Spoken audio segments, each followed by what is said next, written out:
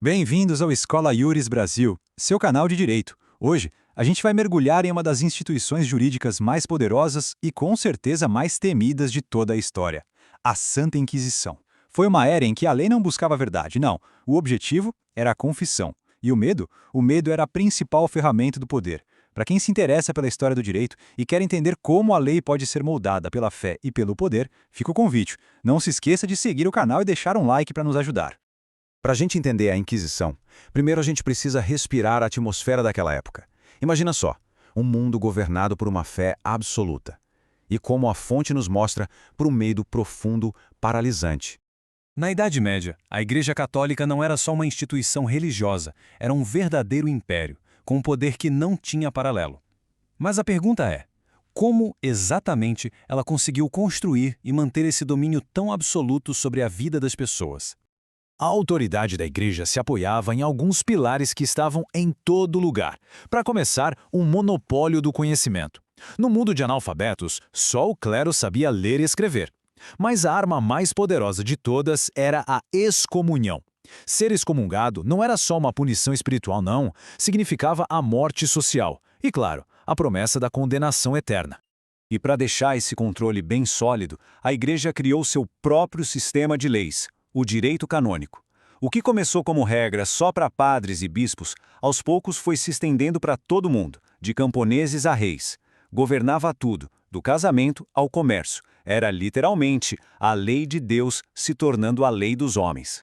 Com tanto poder nas mãos, a Igreja precisava de uma ferramenta para manter tudo isso. Uma forma de impor uma única doutrina e eliminar qualquer voz que pensasse diferente. E essa ferramenta se tornaria a Inquisição.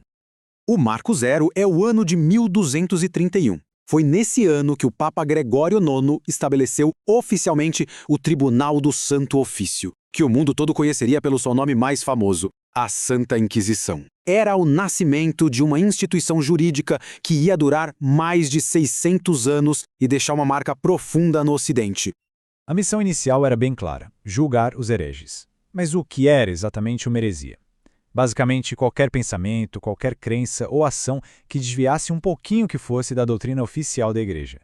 Numa sociedade onde fé e ordem social eram a mesma coisa, a heresia não era só um pecado, era um ato de traição, contra Deus e contra o próprio Estado.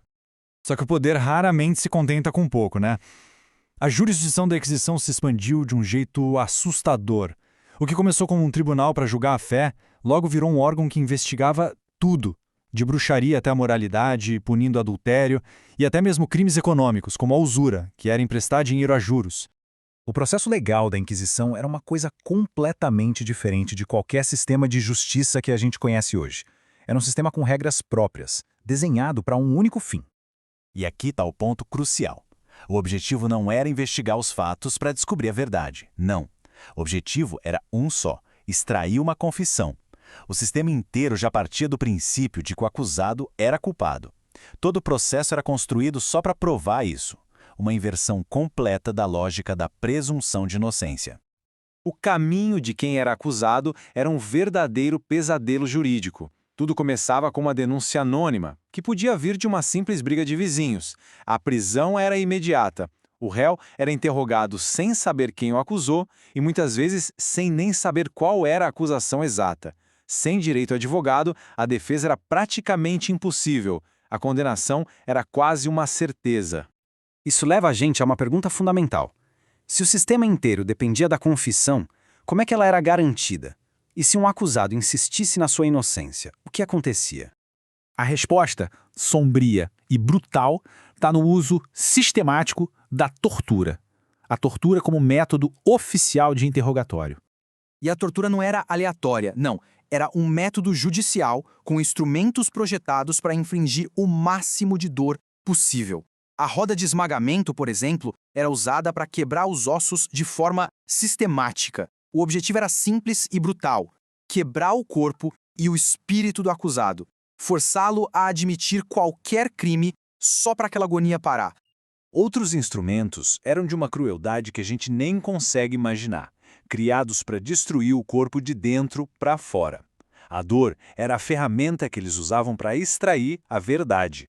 A violência era direcionada, simbólica, com instrumentos de mutilação que tinham um objetivo claro de aterrorizar e desumanizar a pessoa. Diante de uma agonia desse nível, a resistência humana tem um limite, né? A confissão não era uma questão de culpa, mas de sobrevivência. Era o resultado inevitável de um sistema que usava a dor como seu principal instrumento de justiça.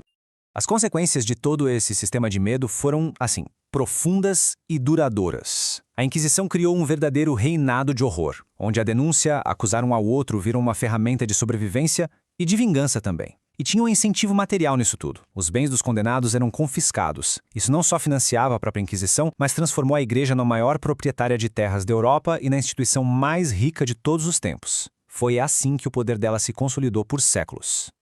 A história da Inquisição nos deixa com essa pergunta que é atemporal e muito perturbadora. Ela nos força a refletir sobre essa relação tão delicada e muitas vezes perigosa entre a lei, o poder e a verdadeira justiça.